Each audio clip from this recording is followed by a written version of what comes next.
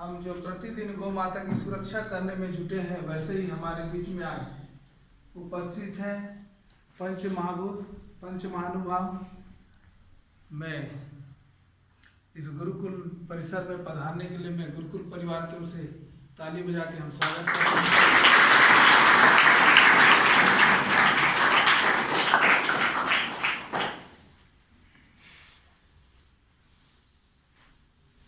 ये हम सबका सौभाग्य है कि ऐसा अवसर प्राप्त हुआ है।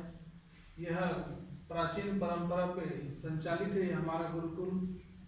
और आप जो महानुभाव यात्रा में आए हो, आप का परिचय मैं आचार्य कोमल जी से करवाता हूँ। ये आप हमारे संस्था के यहाँ के प्रमुख हैं। आपके नेतृत्व में सभी संस्थाएं संचालित है।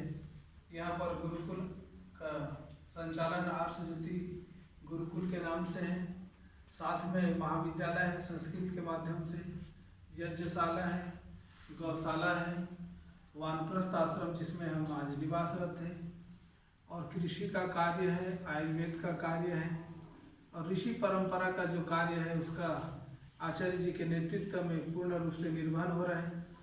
इसी तरह से हमारी भारतीय संस्कृति आगे बढ़े, इन्हीं आशाओं के साथ में बहन विष्णुप्रिया जी से चाहूंगा कि जो यात्रा का उद्देश्य है इसके बारे में 2 शब्द सुने। वंदे गो मातरम। आप सबको प्रणाम वंदन। मेरे नन्हे मुन्ने बच्चे रूपी भगवान को चरण स्पर्श वंदन। अखिल भारत गो सुरक्षा यात्रा अक्टूबर 2 अहिंसा दिवस। आप लोग सब जानते हैं ना, गांधी जी का दिवस है अक्टूबर 2 अहिंसा दिवस। उस दिन से 2 अक्टूबर से निकली है दिल्ली से अखिल भारत गो सेवक समाज और कोलकाता का सर्वोदय विचार परिषद। जो संस्था अखिल भारत गो सेवक समाज 97 साल पुराना संस्था है, जो भारत में और बंगाल के बॉर्डर में बहुत सारे जो कत्ल खाना को बंद करने में, गौ हत्या को बंद करने में अहम भूमिका निभाया है। उस हम लोग का लक्ष्य यही है कि मानव मात्र के शाकाहारी बने। जिसे इधर लिखा है आहार शुद्ध सर्वशुद्धि सर्वशुद्धो युद्धवा स्तुति, ऐसा लिखा है ना। तो आहार जैसे खाए अन्न वैसे बोले मन, जैसे पिए पानी वैसे बोले पानी। तो बड़ी प्रसन्नता हुई आप सब लोगों के साथ आके। ये जो हमारा देश में गुरुकुल था, प्राचीन परंपरा है हमारा गुरुकुल शिक्षा पद्धति। गौ माता हमारा मेरुदंड है, आर्थिक मेरुदंड है, जीवन का आधार है। उसी को आज हमारा शिक्षा पद्धति जो मैकल्य शिक्षा पद्धति आया, तोड़ दिया गया था। नैतिकता को, भारतीय का संस्कृति को, भारतीय का आदर्श को तोड़ दिया गया था। लेकिन अभी भी इतना अच्छा भव्य गुरुकुल यहाँ चल रहा है। कल से हम लोग यहाँ आए हैं तो देख के बड़ी प्रसन्नता आ रही है। और एक एक में मुझे आप लोगों में से शिवाजी चाणक्य दिखाई दे रहा था कल। हर एक एक को शिवाजी जैसा, चाणक्य जैसा बनना है। और दुनिया में इतने सारे बच्चे हैं, आपका माँ पिताजी का इतना सुकृत है कि आप जैसे ये देश के वीरों को पैदा किए हैं। तो हम लोग इसी उद्देश्य में निकले हैं कि फिर से ये सोने की चिड़िया, जगत गुरु कहने वाली ये भारत माता फिर से सोने की चिड़िया जगत गुरु कहलाए। घर घर में हवन हो, हर घर में हवन हो, एक प्राणी, एक मानव, एक गाय। आज क्या हुआ, एक मानव एक कुत्ता, ऐसे है ना। तो जो गाय को हमारा संस्कृति से निकाला दिया गया, जो गाय आज दूध देती है, गाय को लोग पालते हैं, लेकिन जो गाय नहीं दूध देती है उसको कत्ल खाना जाने के लिए छोड़ देते हैं। और गौ माता बेचारी कुछ तो बोल नहीं पाती है, मजबूर होकर रोती है। उनका चीख से हमारे साथ हमारे संस्था में दुनिया के चुने हुए 100 वैज्ञानिकों में से एक है डॉक्टर मदन मोहन बजाज जी। उन्होंने सत्य सिद्ध करके रखा है कि ये जो गौ माता का चीख से, ये जो प्राणियों का वध होता है, उनका चीख से, आर्त चित्कार से संसार में भूकंप आता है, धरती विचलित हो जाती है, धरती में बाढ़ आती है। तो इसको बचाने के लिए हम सब लोग प्रयास करेंगे और कर भी रहे हैं। इसी यात्रा का उद्देश्य है, जो गौ माता दूध नहीं देती है उसी का गोबर और गोमूत्र को उपयोग करके कैसे प्राकृतिक खेती करें, कैसे उनका गोबर और गोमूत्र को पूरी हर काम से कैसे हम लोग गोव्रती बने, यानी पीना है तो केवल देसी, तो विदेशी तो गाय है ही नहीं, भारतीय देसी का गाय का दूध से लेकर हर चीज स्वदेशी अपनाओ, देश बचाओ, स्वदेशी को अपनाना है, यही विचार लेके हम लोग आए हैं। आप लोग का ज्यादा समय नहीं लेंगे क्योंकि विद्या अध्ययन का आप लोग का जो नियम का इतना बड़ा यानी सफल रूपायन यहाँ हो रहा है। हम तो उड़ीसा से है, राउरकेला से है, हम परिचय भी नहीं कराए। आप श्री विष्णु रघुवंशी है, आपका मध्य प्रदेश नरसिंहगढ़ से है, हम लोग के साथ यात्रा में जुड़े हैं। और ये आप श्री लक्ष्मण श्रीवास्तव जी है, आपका बिलासपुर रायपुर से है, छत्तीसगढ़ से। आप श्रीमान उदय नारायण भारती जी है, आप कमासिन बांदा चित्रकूट उत्तर प्रदेश से है। हम लोग का ये 9 दिवसीय यात्रा दिल्ली सदर से निकल के पूरा बुंदेलखंड, उत्तर प्रदेश, हरियाणा, राजस्थान, छत्तीसगढ़ होते हुए आज यहाँ पहुंची है। और यही सबसे बड़ी अच्छी बात है कि आज भी कुछ बिगड़ा नहीं।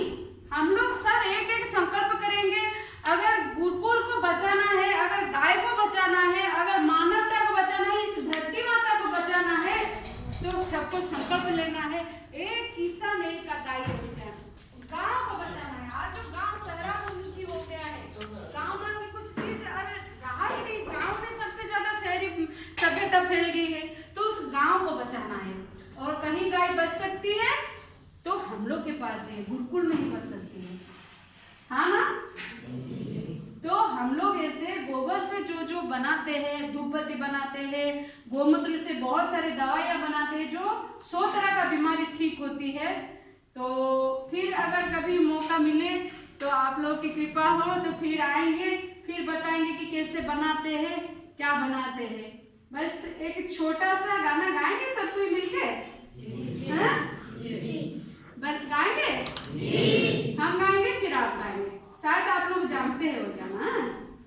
मानवता के मन मंदिर में ज्ञान का दीप जला दो, मानवता के मन मंदिर में ज्ञान का दीप जला दो, करुणा निधान भगवान मेरे भारत को स्वर्ग बना दो,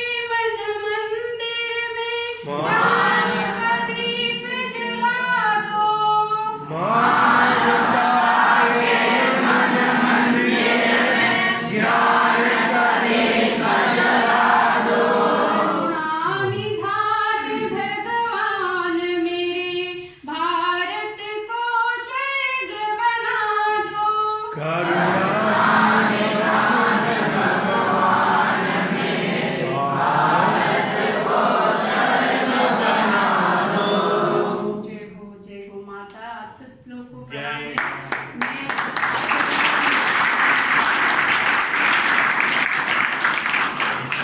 मैं आचार्य से निवेदन करती हूँ वो हम लोग का उत्साहवर्धन के लिए अपनी संभाषण रखिए। ये लीजिए इसको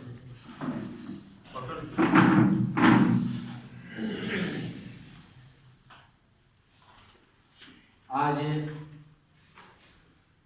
हमारे बीच में अखिल भारत गौ रक्षा यात्रा, गांधी जी की जयंती, पूरे भारत के लिए अहिंसा दिवस के अवसर पर आप यात्रा में निकले हैं और इसी यात्रा के तहत कई प्रदेशों को घूमते हुए आज आप यहाँ पर भी पहुँचे। आपको गुरुकुल परिवार की ओर से बधाई, शुभकामना। नाम का अहिंसा दिवस हम मनाते हैं, आपको पता है विश्व के देशों में सबसे अधिक मांस का निर्यात हिंदुस्तान से होता है। हम अहिंसा के पुजारी वाले देश के जरूर हैं, किंतु सबसे अधिक हिंसा हम ही लोग करते हैं। और विश्व के तमाम देश आज भारतीय संस्कृति की ओर लौट रहे हैं, किंतु हमारा एक ऐसा देश है जो पाश्चात्य संस्कृति की ओर जा रहा है, इसको भी आपको पता है।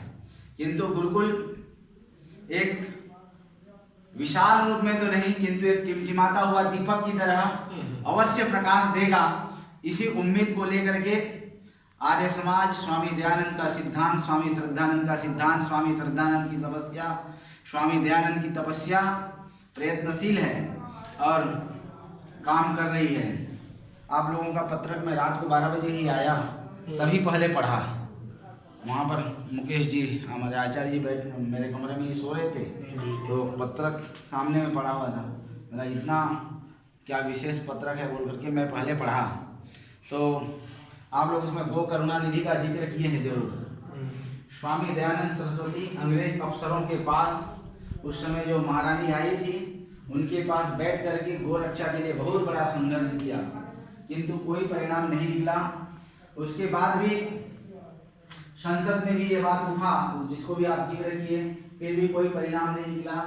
किंतु भारत एक ऐसा देश है, कृषि प्रधान देश है, किसानों को हमें जागृत करना चाहिए, तभी हमारा गौ माता सुरक्षित हो पाएगा, नहीं तो नहीं हो पाएगा। आज लोग गौ माता की जय बोलते हैं, गौ माता की सेवा कोई नहीं करना चाहता। मेरे पास 400 गौ माता हैं, मैं गौ माता की सेवा कर रहा हूँ। आए दिन लोग आते हैं कि और गाय रखो, परंतु जितना सामर्थ्य है उतना ही रखा जा सकता है, उससे अधिक रखा नहीं जा सकता। तो फिर भी एक प्रयत्न है। एक महापुरुष हुए गौतम बुद्ध, आप लोग नाम सुने होंगे। गौतम बुद्ध एक दिन मार्ग में जा रहे थे, तो अंगुलीमाल के कहानी के साथ उनका बहुत अधिक संबंध है। तो एक बार किसी ने बताया कि इस मार्ग में अंगुलीमाल रहता है, महाराज आप मत जाओ। तो महात्मा बुद्ध बोले कोई बात नहीं, मैं जाऊंगा, उसी रास्ता से जाऊंगा। तो जब महाराज जाने अंगुलीमाल के मार्ग में ही जब गौतम बुद्ध जाने लगे, तो गौतम बुद्ध के ऊपर वो आक्रमण करने के लिए तैयार हुआ। तो गौतम बुद्ध के ऊपर आक्रमण करने के तैयार हुआ, रुक जा। गौतम बुद्ध बोले अरे रुक जा। तो एक बार तो झिझक करके रुका। गौतम बुद्ध बोला रुक जा, बोलने से रुक तो गया, किंतु बोला मैं रुक करके करूं क्या, मेरे भी तो परिवार है, मेरे भी तो लोग हैं, मैं भी प्रतिज्ञा ले रखा हूं, मेरे को भी अपनी प्रतिज्ञा पूरी करनी है। तो गौतम बुद्ध बहुत कुछ समझाए, तुम जिसके लिए प्रतिज्ञा कर रखा है उन लोगों से पूछ करके तो आ कि उस पाप के भागीदार वो भी होंगे नहीं होंगे, क्या है कैसा है, इसको भी पता कर लो। तो बहुत देर तक विचार मंथन किया, परंतु पूछने नहीं गया। उसके बाद विचार मंथन करने के बाद बोला मैं तो रुक गया, परंतु बताओ मेरे को कुछ काम बताओ। तो बोलने लगा, गौतम बुद्ध उनको बोले कि देख ये जो कर्म जो कर रहा है ये पाप कर्म है, और इस पाप कर्म का फल तुझे ही मिलेगा, दूसरे किसी को मिलने का नहीं। किंतु ध्यान रखना इस पाप कर्म को तू छोड़ दे।